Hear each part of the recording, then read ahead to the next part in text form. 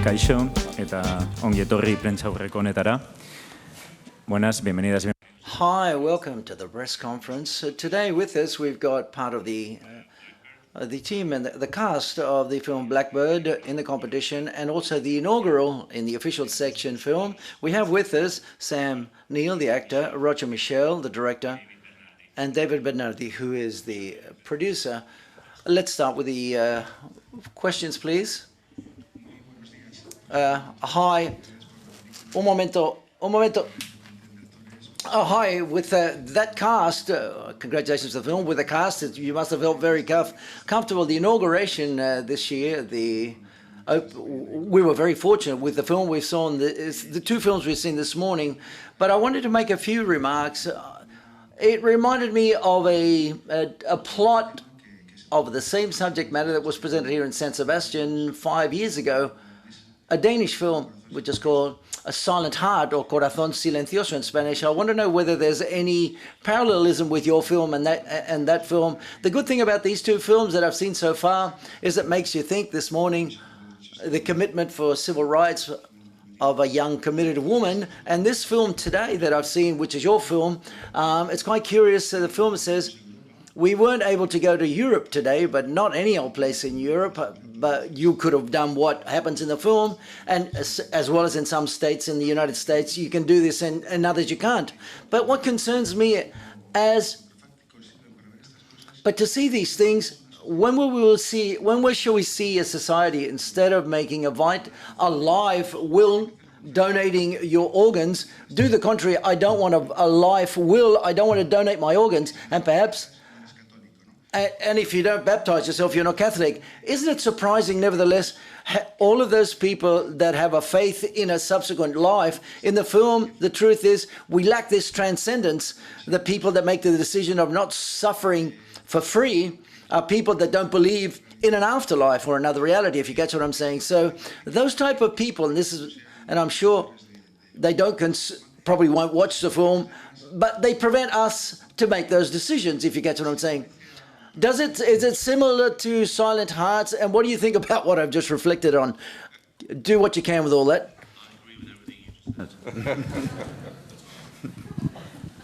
And just for the record, it is a remake of Silent Heart. It's we made a. It's a reimagining. Yes. Elaborate. I mean, obviously, the film touches on the issue of euthanasia. It doesn't touch on it; it grabs it with both hands. But it's not a polemical film. It's not a campaigning film.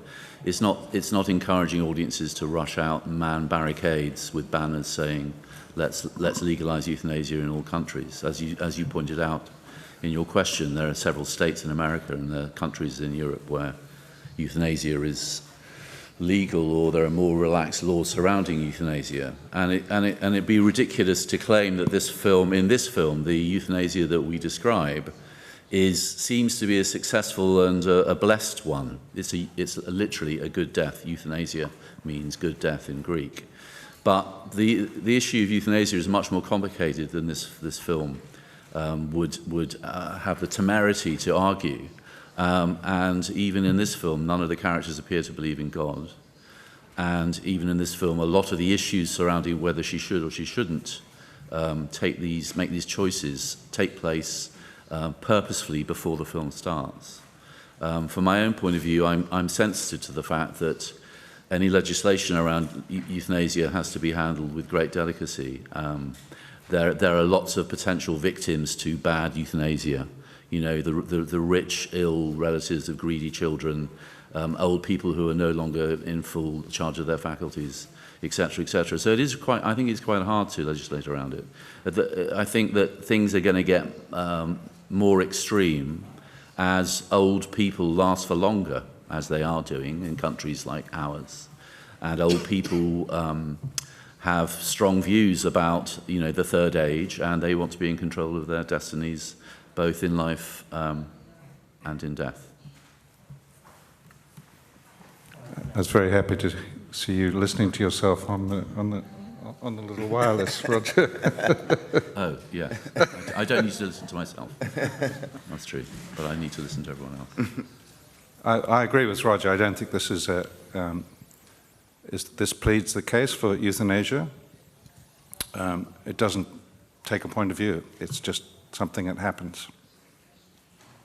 I think the film is far more about life and living, and I think every time we contemplate death, the reason to do that is to put your own life into some kind of sharp relief, and remember that every day might be your last, and live that day as well as you possibly can.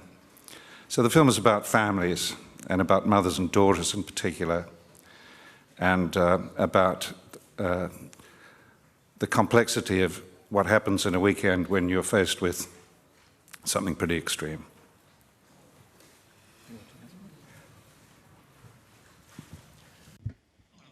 Hi, precisely to the fact that it's a remake. Perhaps it's a bit a standard question or typical question. I want to know whether you knew the Emilio August version and whether you had seen it.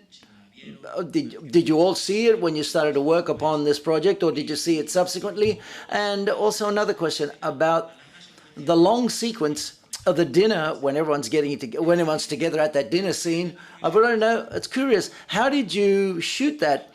Because it seemed it was the longest sequence in the whole film, perhaps. I'm not too sure. But I'd like to know how you shot that, when it was shot, and how did the entire process go? The first part of your question, I can do that, can't I? I'll put it here. Yes, we're very aware of the brilliant Billy August film.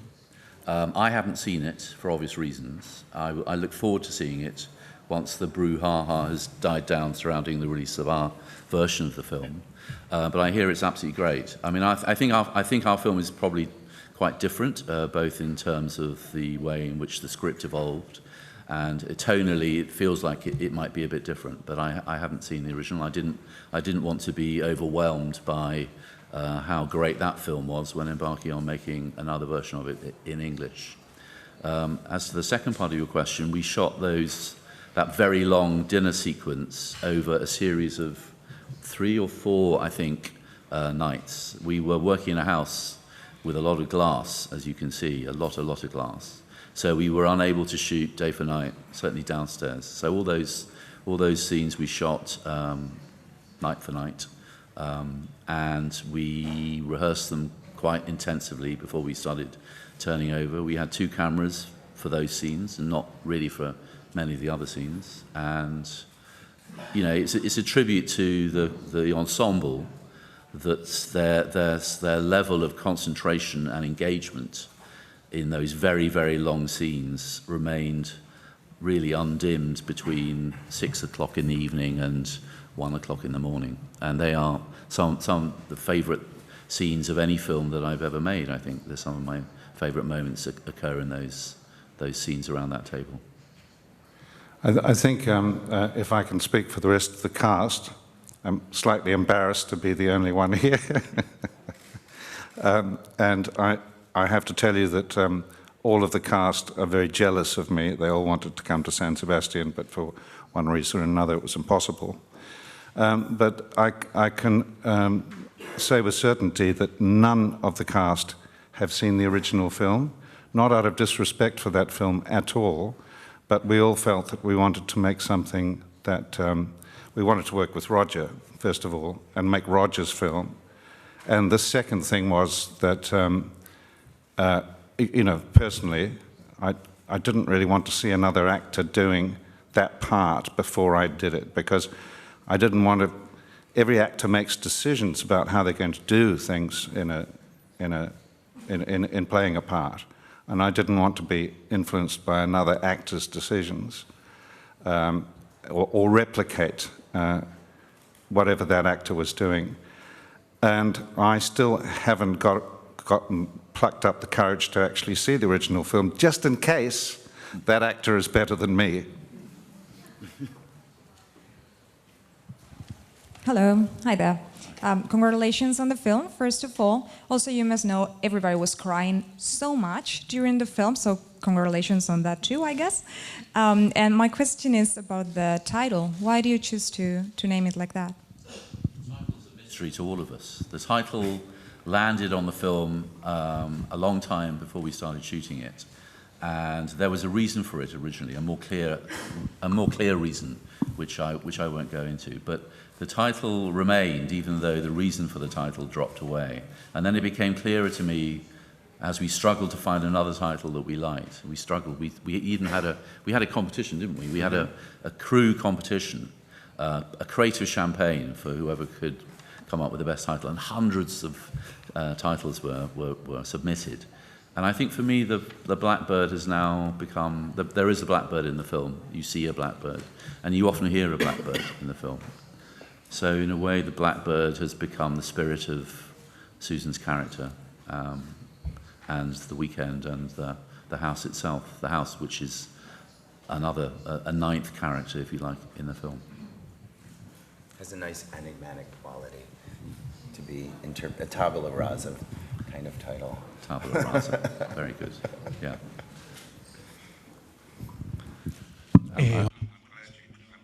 Right. It's good. Yeah. Thank you for calling. I was just saying congratulations for the film, and my question is for Sam, because we say that in death, the most that suffer are left behind and not those that go beyond. In your character, the process of the daughters, your character, things that for your character happened a long time ago. It was a very contained sort of character, and you had to bear with everything that came upon you subsequently when everything is revealed at the end. But a lot of those things happened in the past. How did you put up with that?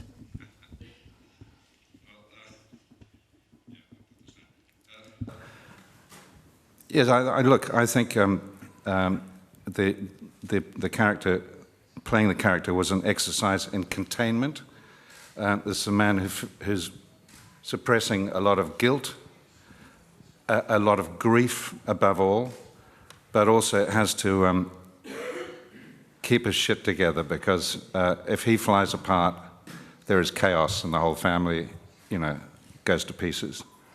So it's a big responsibility and a hideous choice ahead, But it's a choice that's been made very clearly before the film starts, and has to be faced with courage and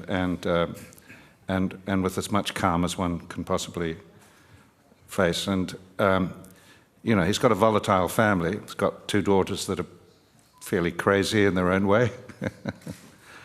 And look, it's not easy being a dad. I just speak from personal experience, and the father of daughters, as it happens. I actually learnt sparing his blushes. I learnt a lot from watching Sam on this show, and watching him be so understated, so classy, so restrained in his choices. He helped me understand the material, actually, and I thank him. Oh. Weren't expecting that, were you? Hello, congratulations for the film. I watched it at the Toronto Film Festival, at the premiere of the film, and back then an incident happened during the screening. I mean, at the most dramatic scene, someone had a health issue and they had to cut the screening in the most dramatic scene. I would like to know what was your feelings during that time, because I can understand that for me it was a blocker. I don't know how did everybody felt. Thank you. I wanted to kill the person who was ill. I'm sorry, but I was so upset, because you're right, it happened absolutely at the moment of truth in our film, and we were like 2 or 3 minutes from the end of the film. And as a director, all your compassion and love of humanity flies out of the window when the lights go on. The film stopped, and then the ignominy of watching this man actually stand up and walk out of the cinema on his own 2 feet. Why didn't he just delay his little snooze until the credits? I was very upset by it. And I work in the theatre a lot, and it's happened to me twice recently in theatre, where we've had to stop the show to get people out of the theatre who have been overwhelmed by emotion or heat or exhaustion, I don't know what. But I think everyone should have their blood pressure checked before they go into these screenings? Yeah, it was quite a thing. We thought, you know, is someone dying? This is terrible. And then it just turned out he'd fainted. Well, you know, faint in your own time, I say. But it's possible that this film will have this effect on many. And let's touch wood, no one dies tonight. Sorry to sound so brutal.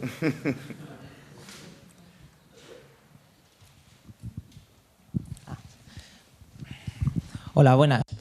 Hi, congratulations for the film.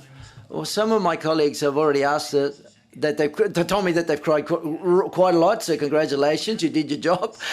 My question is, so many dramatic scenes, how do the actors and directors confront these sequences? How do you prepare yourselves? Is it easier because there were great actors around you, and that's what I would ask. I mean, how do you prepare yourselves for those dramatic scenes and those dramatic sequences? Okay. It's easier doing tragedy than comedy. Comedy's hard. Doing this kind of thing, there's nearly always, and you'll bear me out, Sam, a spirit of fun and of mischief on the set, so that the enormous emotional sort of baggage of the scenes is offset by the spirit of the set, which is full of laughter and engagement and life, actually. So I didn't find it as much struggle as making a comedy, which when you start shooting a comedy within 2 or 3 minutes, it's not funny, you know, and you just have to keep doggedly pursuing it. We also had this extraordinary ensemble of actors, and oddly, for the first time in my career, because everyone was there the whole time, and because everyone lived within 5 minutes of where we were shooting in that lovely house, we were able to shoot the film almost in story order, which is a very, very rare thing in movies. You usually have to start in the middle and then shoot the end, and et cetera, et cetera. So there did develop amongst us, I think, perhaps with a little bit of Stockholm syndrome, but a very strong sense of collective bond and intimacy, which may have been short-lived, but was very intense and real, I think, while it was going on. Indeed, at the end of the shoot, this was Kate Winslet's idea. We all got a tattoo. We were tattooed in honour of Blackbird. So I've never had a tattoo before, but that's a measure of how drunkenly supportive we were of each other. And I think some of that spirit is clear in the film, in the finished film. It's very, very, very, very close and tight cast. We all got on really well from day one, and we still keep in touch. Every day I will send them a report about what you've said. So if you want a message to Kate Winslet, I'm your man.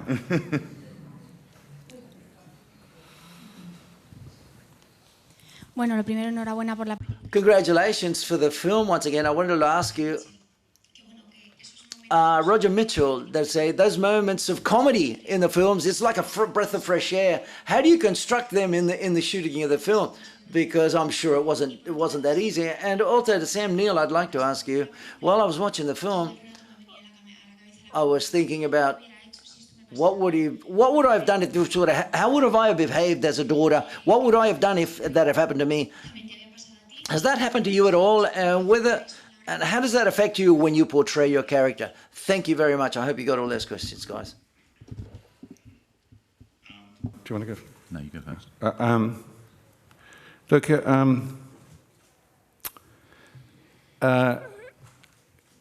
there's something about this film that I think almost everyone understands about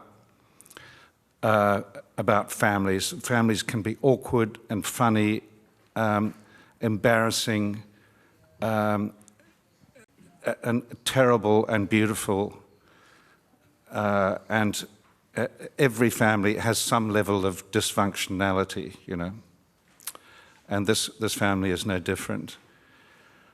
As far as my behavior goes, you know, I was talking about it this morning.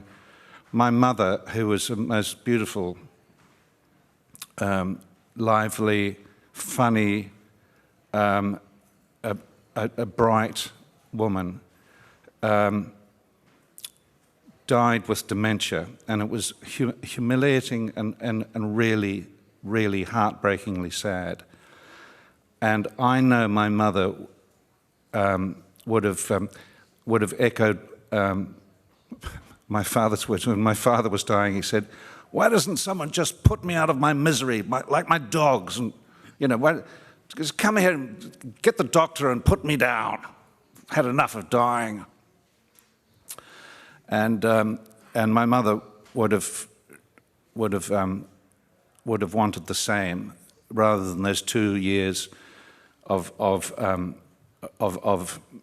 misery, which dementia is. And so I'm also now at the age where I'm thinking, Christ, am I going to get dementia myself? In which case, I would like someone to come and pull my plug. So, yeah, it's all pretty, close to home, very close to home. The other part of your question was about the jokes, I think, and I don't like doing films without jokes, and particularly films about serious issues, because I think there tends to be dark humour around our behaviour in these circumstances, and I think it's true, and I think it feels true, a true type of behaviour to laugh and to be alive, and in a way the film's more about life than it is about death. I think you sometimes laugh and cry at the same time. Like just after Kate and Rain arrive and they're in the bedroom, talking about how maybe Susan doesn't like the gift. I found after every take, I was crying after every take because Kate's heart is broken, but she's also sardonically sad, and Rain is trying to defend that that's not how Susan was appreciating the gift. And it literally crying and laughing at the same time every take and every time I've seen it. So I think David was our cryometer during the shoot. If David wasn't crying, then we went and did it again. We also had, among the cast, and I was really struck by it, seeing it for the second time in Toronto. Rainn Wilson, who plays, the awkward son-in-law, is just fantastically good in this, and so funny. There's not one beat in the film where he's not kind of tragically funny. I cannot say enough good things about Rainn. I just think he's amazing. He's a proper comedian. Hola, buenas tardes. Hi, good afternoon. Roger Mitchell, you said before that this isn't a film to make a campaign to one way or another vis-a-vis euthanasia, but it addresses an important issue. The question for Sam as well as for Roger Mitchell is as follows.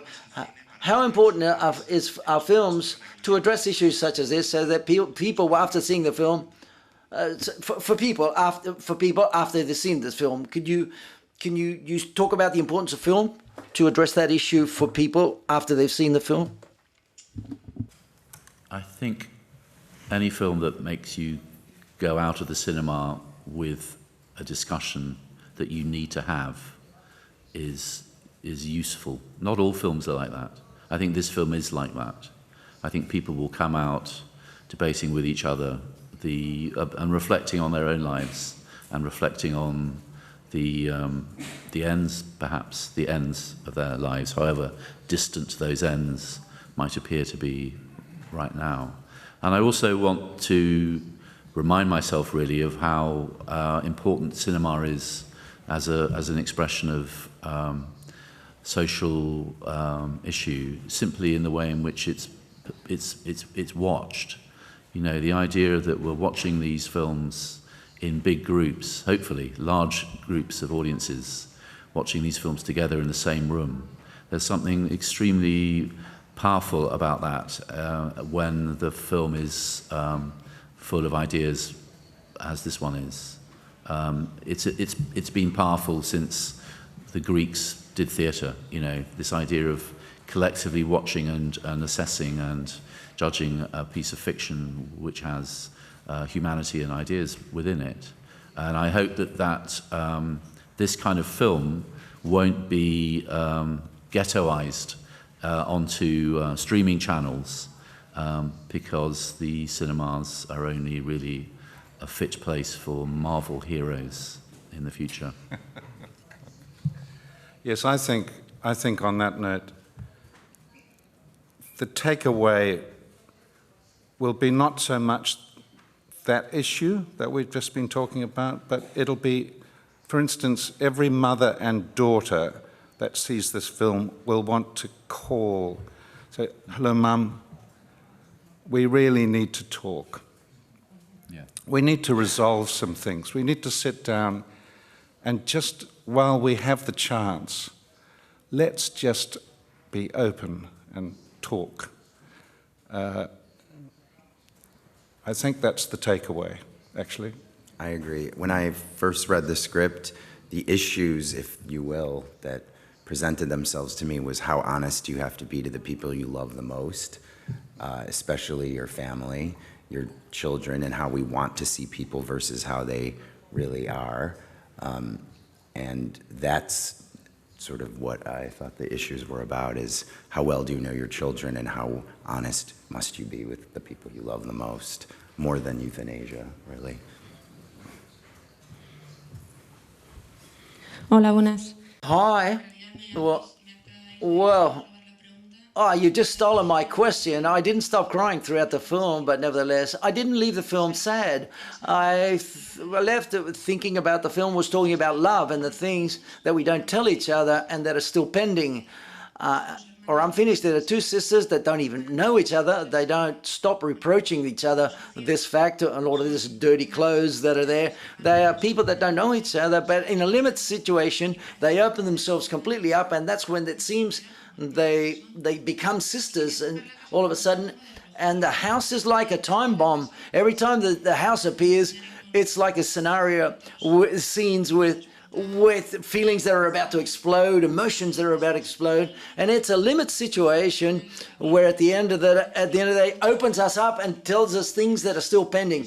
And in those reflections, that's how I thought when I left the films, and I've still got things to do in that regards as well. Thank you very much. Thank you. That's a really great analysis. That's exactly what I wanted to hear. Thank you. Tenemos tiempo para una última. Time for one last question. Hey, Sam, the actresses of a certain age usually say that actors have got it much easier to mature and get old in films, and I'd like to know whether you agree with that, with this statement, or the contrary. Do you believe that, or would you deny this, or is it really easier to get older, or to get roles as an actor as one gets older, vis-a-vis women, when the actors when they get older? You catch what I'm saying? It's a minefield, isn't it? Yeah, that's just so much trouble right there in that question.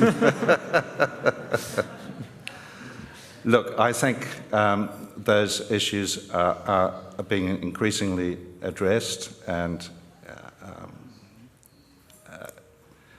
look, isn't it wonderful to see someone like Susan Sarandon, who I think is going to get nominated for everything that's going.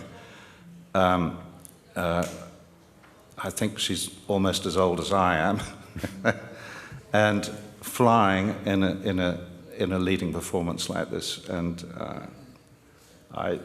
look, I think that business of aging, I quite like it myself. I've always said, I always have a big party with my friend Brian Brown at the end of, every 10 years we mark the end of a decade and have a big party and a lot of rock and roll and bad behavior. And every time we have one of those, I always reflect on the last decade of my life thinking, that was better than the one before.